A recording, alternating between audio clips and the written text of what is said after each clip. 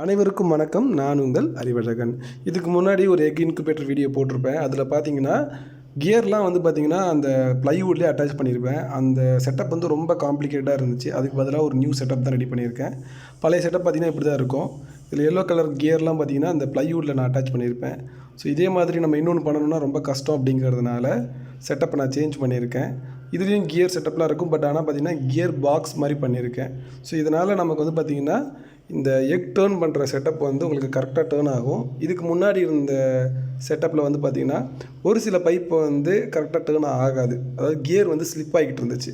So அதை avoid பண்ணணும் அப்படிங்கிறதுக்காக இந்த மாதிரியான ஒரு காம்பேக்டான ஒரு கியர் செட்டப் நான் ரெடி பண்ணியிருக்கேன். இதில் எல்லாமே பக்காவாக இருக்கும்.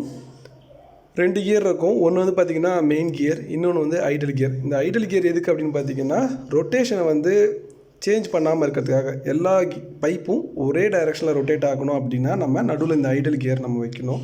அது மட்டும் இல்லாமல் பின்னாடி பேக் கவரில் பார்த்திங்கன்னா சப்போர்ட்ஸ் கொடுத்துருக்கேன். அதாவது பைப்பு வந்து கரெக்டாக ஃபிட் ஆகிற மாதிரியான சப்போர்ட்ஸும் நான் ப்ரொவைட் பண்ணியிருக்கேன். இது ரொம்ப சிம்பிள்.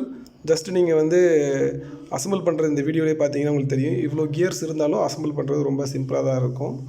ஸோ இப்போ ரொம்ப காம்பேக்டாக ஒரு 1 சென்டிமீட்டருக்குள்ளே எல்லா கியர் செட்டப்பும் நான் அரேஞ்ச் பண்ணிட்டேன். ஸோ வெளிலேருந்து பார்க்குறவங்களுக்கு உள்ளே என்ன இருக்குது அப்படிங்கிறது தெரியாது.